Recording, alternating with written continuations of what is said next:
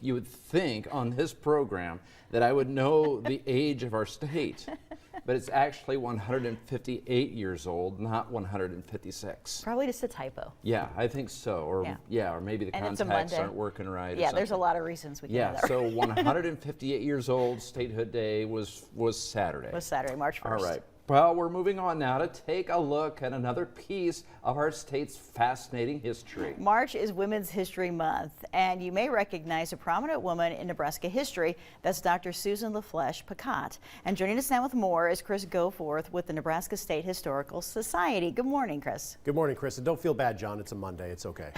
Well, you were kind of the one that sort of like suggested that maybe that was wrong. We're 2 years off. I'm glad you did, yeah. Well, just look at and listening, like, wait. Is my math off? Let me double check. So, you know. You would know, yes. Yeah, it happens. But yeah, so it is Women's History Month. So today talking about Susan LaFleche Picott, who in 1889 became the first Native American woman physician in the United States. And she dedicated her career to improving the health of her Omaha tribe by establishing a hospital on the reservation. She actively campaigned for public health initiatives as well, particularly against alcohol consumption and tuberculosis.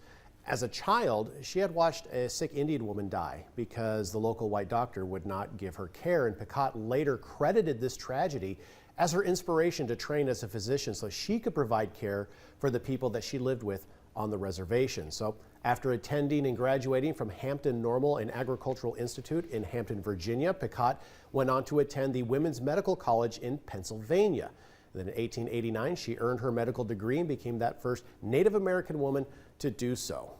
Susan LaFleche then went on and married Henry Picott in 1894, and the couple moved to Bancroft, Nebraska, where she set up a private practice serving both white and non-white patients.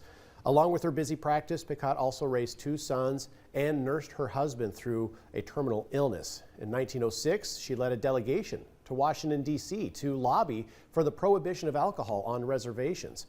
And in 1913, 2 years before her death, she saw her life dream fulfilled when she opened up a hospital in the reservation town of Walt Hill, Nebraska. Today, that hospital building still stands as a National Historic Landmark and serves as a museum dedicated to her work and the history of the Omaha and Winnebago tribes. And that building has been undergoing some renovations, and excited to see that planning to reopen coming up this summer. Oh, good. Yeah, I was going to ask if you knew when they were going to reopen it again.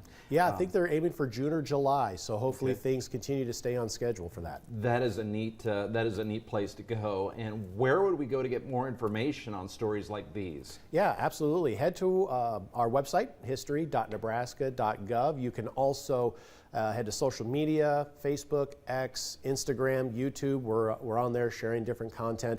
And we'll actually have an episode coming up here, I believe next week, for our Nebraska History podcast that will focus on Susan LaFleche Picott and her history to kind of give people a more in-depth look and listen to more about her. Okay. Perfect. And then, Chris, what did you do Saturday? I know you had something special going on for Statehood Day. Yeah, so Nebraska History Museum, we had a great event. A lot of people came out for that, worked with a lot of different organizations here in Lincoln, including the Parks Department, also the Lux Center for the Arts and others. I hate to leave everyone out, but we had a lot of people there and really had a lot of fun celebrating statehood, teaching people about Nebraska and giving them a unique way to learn more about the state. Okay. Perfect. All right, Chris, thank you. As always, thank you.